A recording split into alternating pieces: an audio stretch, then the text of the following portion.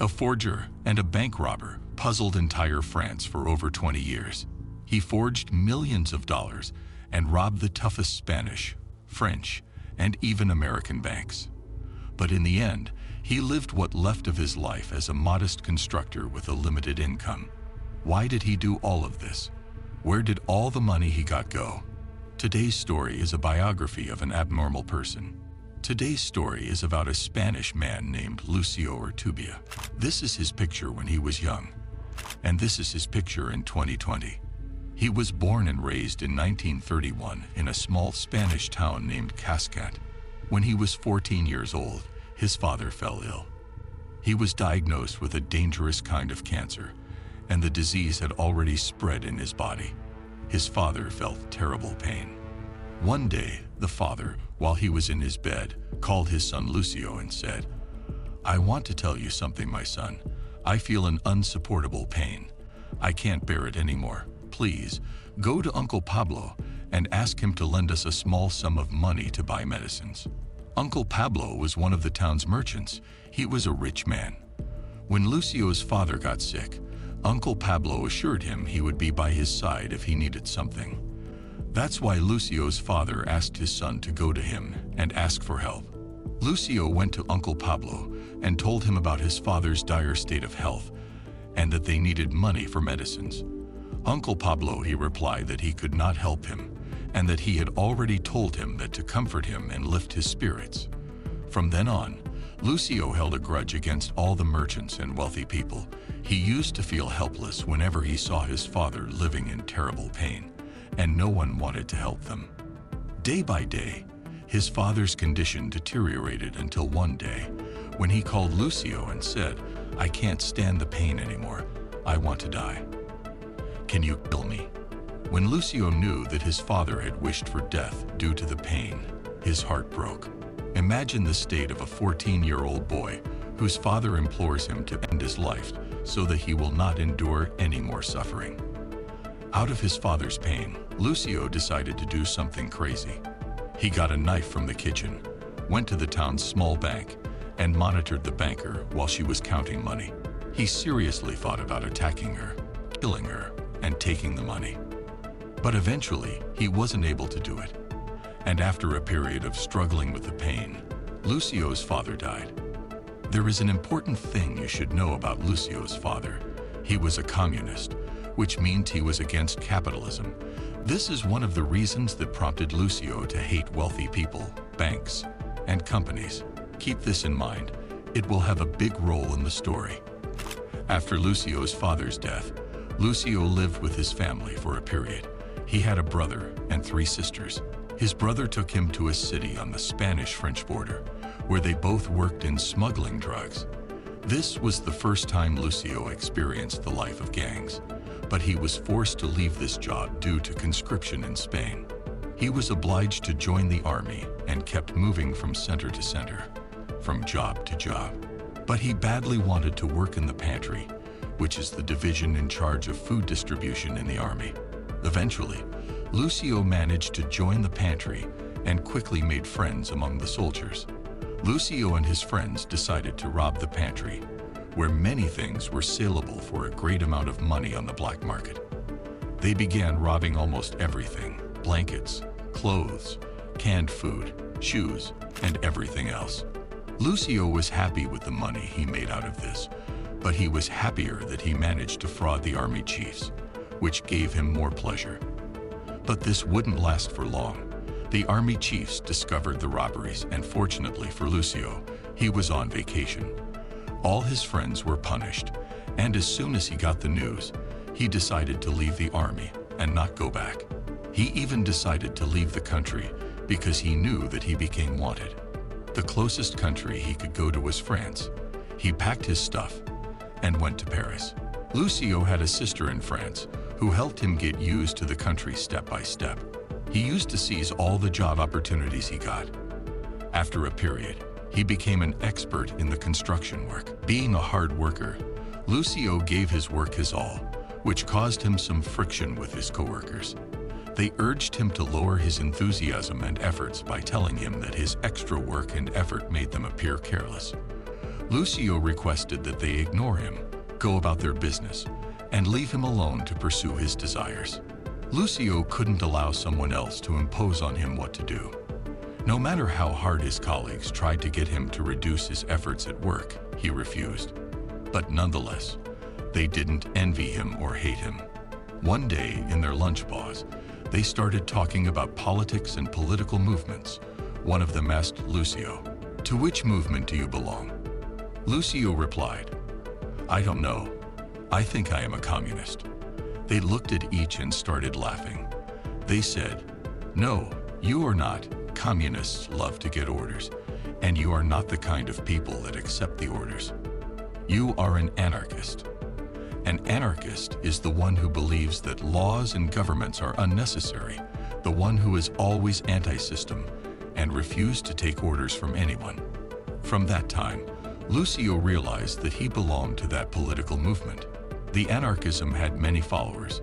There was a convergence between the communism and the anarchism, and there were many supporting parties and communities in France. Lucio began to integrate into these groups, which included people of all kinds, and began to delve into anarchist thought.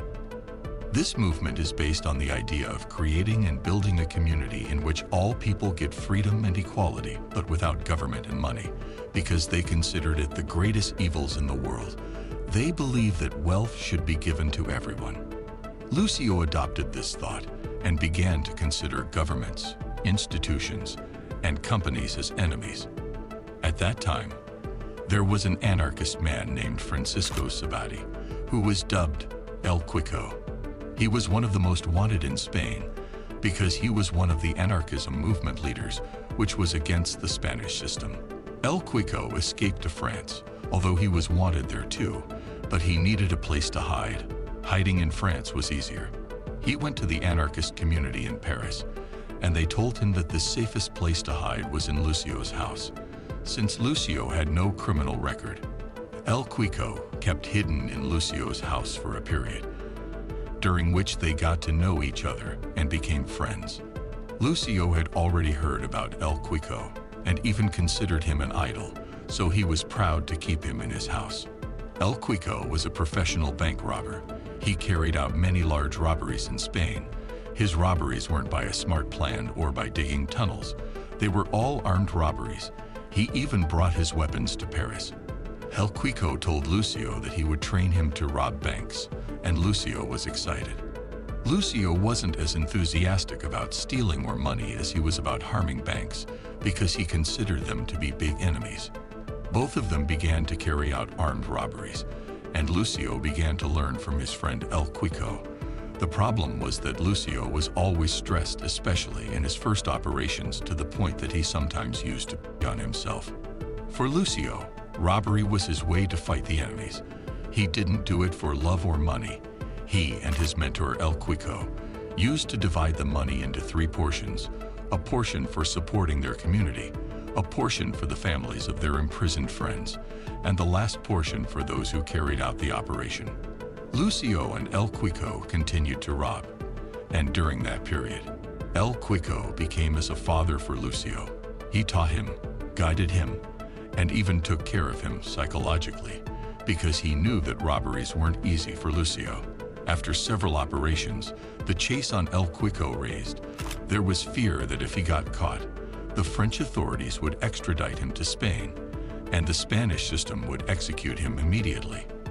As for if El Quico surrendered himself to the French authorities, he could make a deal with them and get imprisoned for a period, and then released without being extradited to Spain.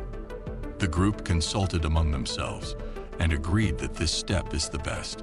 Instead of being chased all the time, he could be imprisoned for a period in a French prison and released, better than being extradited to Spain and being executed. El Quico surrendered himself to the French authorities provided that he is not extradited to Spain, and the French authorities accepted the deal. El Quico left his weapons with Lucio and asked him to use them against the French system in case they broke their promise, but they didn't, and El Quico remained imprisoned for a year and then got released. After his imprisonment, El Quico changed psychologically. He got worse, and he felt like he needed to go back to Spain, to go back to his homeland and his family. Lucio prevented him to do so and begged him to stay in Paris. He kept telling him that if he went back to Spain, they would kill him. But El Quico was no longer able to stay and badly wanted to go back to his country. Despite all his friends' advice, on the 6th of January 1960, El Quico and 5 of his friends went across the French-Spanish borders, but they got noticed by the borders guards, which led to an armed conflict that ended up with El Quico's death and his 5 friends. When Lucio got the news of El Quico's death, he got broken, as if he lost his father for the second time. That time, Lucio had already given up on bank robberies and even stopped thinking about them after El Quico's passing. He was focused on his job as a builder, and all his efforts were with his anarchist group to spread their thoughts. Among the problems they had at that time was the shortage of prints. They needed to print books, publications, and flyers to promote their thoughts, but unfortunately, they didn't have enough money to print on their own, and no printing presses accepted to print what they wanted to print. They went to the bank, but this time to take a loan that would help them to print on their own. The bank manager told them that it was impossible to lend them because they had neither a property nor a fixed source of income. What guarantee him that they would give the loan back? Lucio and his friends went out of the bank without getting what they wanted. Then Lucio had no other option than getting back to robberies. He didn't like this option though. He wanted to rob banks without aiming his weapons at people. But eventually, he got no alternative. He and one of his friends took the weapons left by El Quico and raided the same bank from where they asked for the loan. After the weapons threat, they got a large money. In the end, they took their loot and left the bank immediately before the police's arrival. And with the money they had, they managed to make their own printing press that served their group to spread their beliefs. They started printing their publications that called for their thoughts and beliefs, and that was their main goal of the printing press. One day, Lucio began to think that since they had their own printing press, why don't they make forgery operations that served their case? For instance, if they managed to forge official documents or French and Spanish passports, it would greatly serve them. One day, Lucio told his friends about his idea. He told them, "What do you think about forging Spanish identities? It would be easy, and we can help many of our friends." They laughed at him and told him that Spanish ID is the toughest to be forged because the ID had 7 colors spread over complex layers. However, Lucio took it as a challenge and managed to find a man who got the skill in this field, a man with same beliefs and principles. His name is Loriani Serrata. Thanks to him, Lucio managed to start forgery operations and began to print identities, passports, and official documents, which they hand over to their friends in France and Spain. It made most of their governmental and banking transactions easier, and even crossing borders. In May 1968, France was passing through a tough period of demonstrations, and of course, Lucio and his anarchist community were supporting any demonstration and revolutionary thinking against governments and systems, so they began to use their printing press to support those demonstrations. During that period, Lucio got to know a French girl named Anne. This girl had a sense of leadership, and she was participating in the demonstrations. They fell in love with each other and ended up married, although her father wasn't completely satisfied with her choice, but he was forced to accept their marriage. Lucio hid nothing from Anne and revealed everything about him, his thoughts, and the movement he belonged to. He also told her that he is a bank robber. All this did not make her change her mind about him. On the contrary, this made her love him more. He managed to attract her intellectually and prompted her to join the anarchist community. In that period, the 60s, there was a conflict between Cuba and America. You may wonder why we are talking about Cuba and America. Just wait for it. During that period, Cuba witnessed a military revolution led by a man named Fidel Castro and his friend Che Guevara. These 2 men managed to gather people and lead a great revolution that overthrew the Cuban regime, after which Castro became president, and Guevara became Minister of Industry and Finance. Castro, Guevara, and their party belonged to the Marxist communism theory to which America was an enemy. After the success of Castro and Guevara's revolution and became the leaders of the country, there was a strong enmity between America and Cuba, and there was constant tension as if there was a war between them. Now let's go back to Lucio and his anarchist community. Of course, their thinking and orientations were very in line with the communists, so they followed the news.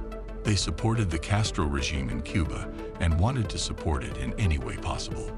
Lucio got the crazy idea of forging dollars, so he began working on that complicated project with the assistance of his forgery expert friend. The dollar was hard and difficult to be forged and to make a professional copy of it.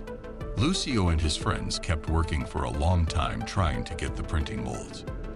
In the end, after all their efforts, they got molds of high quality, which helped them to print a copy of the dollar bill that no one could spot the difference between it and the real one unless he is an expert. They even tested it by going to the bank and changing currency. They changed the forged dollar with the French franc without any problems. The bankers didn't pay attention to whether it was real or forged. Their copy was professional. For Lucio, the main objective of forgery is to serve his case. He didn't aim to get money. Thanks to this weapon he got now, he wanted to stay by Cuba's side against America. Imagine that Lucio already had a friendship with Cubans, and he even knew the Cuban ambassador in France personally. Imagine that he went to her and told her with an enthusiastic tone that he was able to print forged dollars so that no one could notice that they were forged, and they could use this to fight the American economy. They will wreck their economy if they print millions of dollars and flood the market with them. The ambassador was surprised by Lucio's suggestion. She hadn't expected such things, but initially, she liked the idea. Then, she told Lucio, "Look, I can't decide on such things on my own, but Che Guevara would have a visit to France in the upcoming weeks, and I can arrange you an appointment with him, and it's up to you to tell him about your idea." Lucio replied, "Great, just get me the appointment, and I will talk to him." At that time, Che Guevara was the Minister of Finance in Cuba. He was always traveling, and he used to go to several countries in the Middle East and Europe. During his trip, he will pass through France. The Cuban ambassador arranged an appointment for Lucio with Che Guevara, but it would take place at the airport, which means that it would be quick. Days passed, and the day of the appointment came. Lucio went to the airport, where he met with Che Guevara, and this is a picture of them. Lucio seemed excited while talking to Che Guevara about his plan. He told him that he would provide him with professional printing molds that are impossible to be exposed, and all what was required from Cuba was to print, and they could produce tons of dollars to destroy America's economy. Lucio, from his perspective, thought that Cuba was ready to do everything to destroy America, but Cuba, as a state, had banks and followers spread all over the world, in addition to strong popular support in many countries. Che Guevara himself was a public figure. People from all sects and races recognized him, and if they carried out this plan, it would definitely work. However, Lucio was shocked by Che Guevara's reaction. He told him that America's economy is too big to be affected by a small plan like his. Che Guevara's answer was very cold and even rude. He showed no kind of interest. After what happened, Lucio decided to let it go and stay focused on his friends and the people around him. But his meeting with Che Guevara put him under the French police radar more than ever before. They were monitoring him as a source of danger for the government, and they were almost sure that he had a hand in bank robberies, but they had no evidence against him, so they kept him under surveillance. Lucio was too smart that he didn't leave them a chance to catch him. He took advantage of his craft in construction to build underground warehouses to store all his illegal equipment, weapons, forged documents, and many other things. One of the things that helped Lucio was the fact that he didn't use to get money from robberies, printing, and forgery. All the money that he got, he gave it away to his community as a support. This made many people see him as Robin Hood. He took from the rich and gave to the poor. Lucio did not live a life of wealth or opulence. On the contrary, he was and still works in the construction profession, so it was difficult to prove anything against him. Years passed, and Lucio got a daughter. He began to be more preoccupied with his family, but continued to support his group. After that, Lucio began to notice that many institutions and companies began to use checks as a means of paying their workers' wages. Here, when Lucio got the idea of forging checks, he suggested it to his forgery expert, who replied that this would be easier than forging passports and identities, that they used to master its forgery, therefore, they would be able to forge checks. Lucio got excited, gathered his friends, and began putting a plan to start their new project. A project to support their community and destroy their first enemy, the banks. Lucio's first victims were the Spanish banks. They started forging workers' checks. They even used to forge documents that prove that the person who withdraws the check is a worker.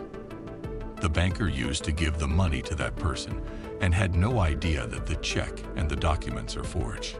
Lucio and his community kept repeating this operation on a large scale, and this was his first blow.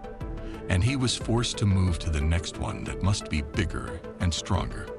Lucio, this time, chose the hardest and fiercest enemy, the American banks. The biggest bank at the time was Citibank. It was even the biggest in the whole world. The terrible thing about targeting an American bank was that their checks could be dispersed at any bank in the world, not only in France or Spain. This bank's branches existed all over the world. Besides, Citibank checks weren't easy to be forged. It was harder than forging a dollar bill because of its security layers. This motivated Lucio and his community. They doubled their efforts and eventually managed to create printing molds that could print identical checks to Citibank's checks. Most banks used to make touristic checks. The concept was that a tourist can take that check with him to another country and could simply disperse it wherever he wanted. That kind of check was easy to get. Lucio and his community used to take touristic checks and copy their serial numbers on their forged checks. They used to print many checks with the same serial number, and these checks should be dispersed at the same time so as not to be exposed. Lucio managed to recruit many people that belonged to the same movement.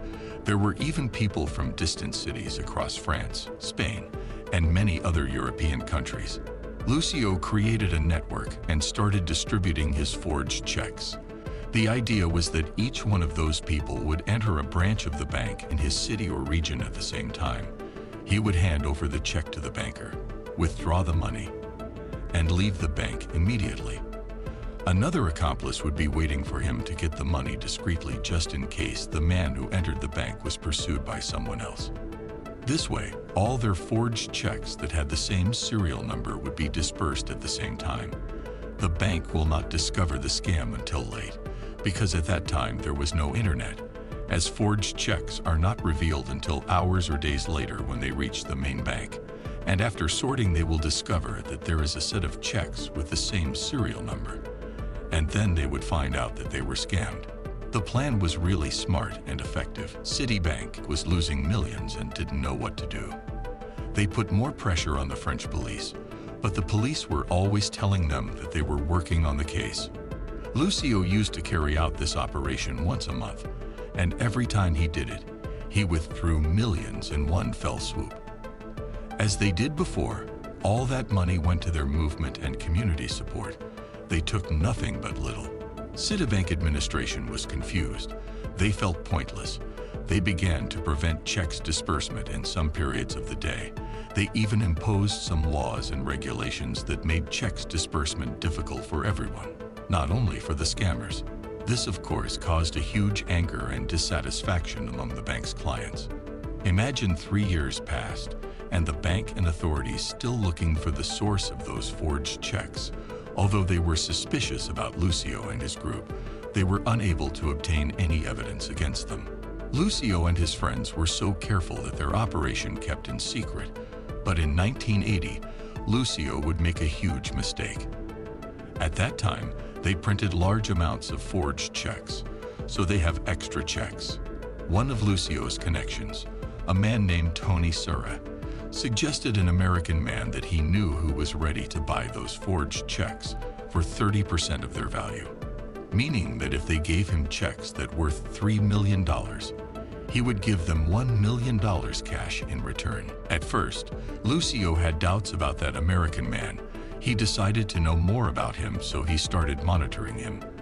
And he commissioned some of his men to keep an eye on him to ascertain whether he was suspicious or trustworthy.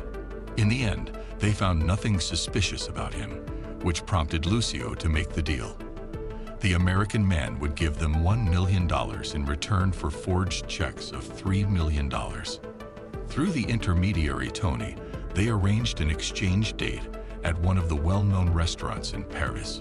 Lucio and one of his friends sat at the outside tables of the restaurant, carrying with them a bag containing the forged checks. Lucio didn't know that the American man was an informant, and all of this was a trap made by the French authorities.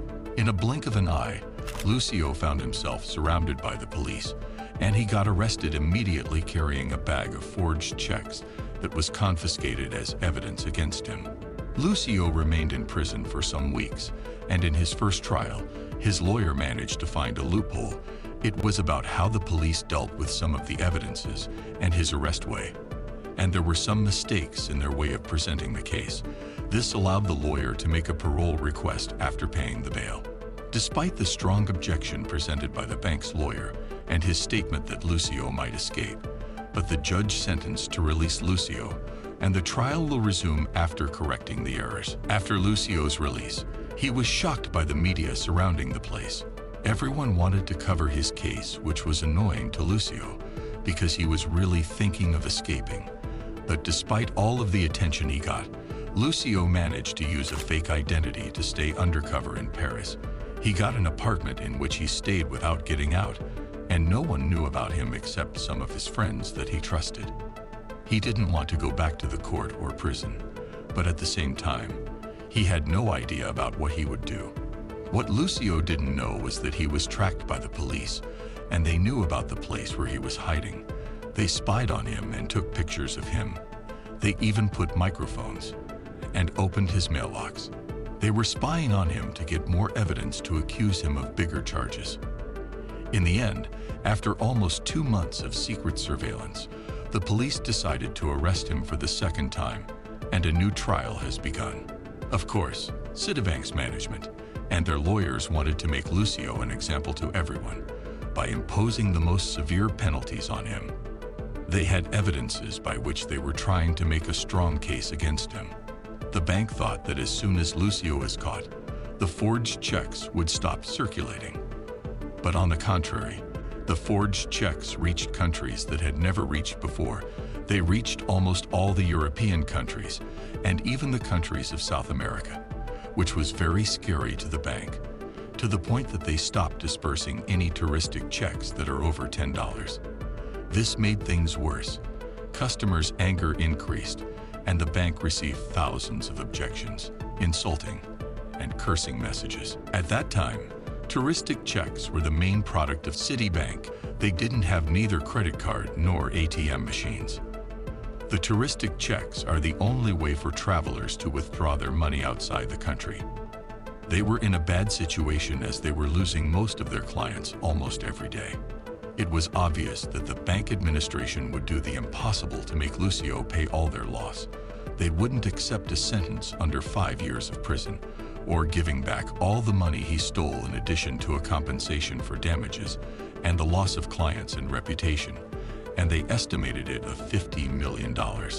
However, due to the current state of the bank and the continuation of the forged checks used, Lucio found a loophole by which he could negotiate.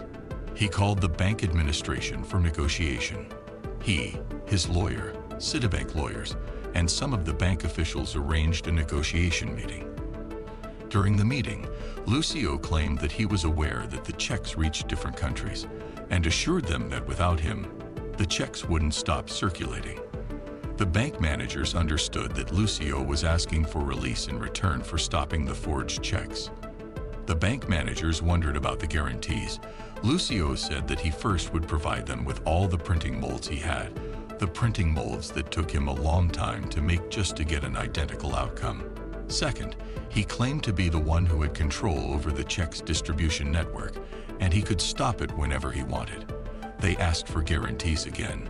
He replied that they didn't have any other option, and they should trust him. The officials were nervous at the negotiating table. Although Lucio was the prisoner, they seemed tied up. Lucio didn't stop there. He also demanded compensation. The officials were looking at him and did not believe his impudence. Finally, the officials realized that they had no better option than accepting his conditions, because they would get nothing if Lucio got imprisoned. But if they accepted his demands, at least they would be able to stop the forgery. When the negotiations were over, they agreed that Lucio's lawyer would be in charge of handing over the printing molds and receiving the money that Lucio asked for. The amount of the money wasn't revealed, but depending on Lucio, it was a large amount of money. The exchange will take place in a hotel room that they had previously agreed upon. Then the lawyer met with bank officials and handed them over the molds bag. In return, they gave him the money bag. Every party checked his bag's content, and each one went in a certain direction. Lucio kept his promise, got rid of all the forged checks that remained with him, asked all his friends to stop the distribution, and announced the end of the printing process. Afterward, Lucio and his friends founded a company and started working legally, but he didn't give up on supporting his community and kept attending its activities. He continued his life in France, and over the years, he founded different companies with his friends. He lived a long life until his death at the age of 91. In 2020, a truly wondrous story from which one can learn what it means to believe in principles. The fact that a man like Lucio, a simple constructor who had all these experiences with all the money he got and kept believing in his principles, it's something to be respected for. Our story comes to its end. Thank you for watching, and don't forget to subscribe to get more stories.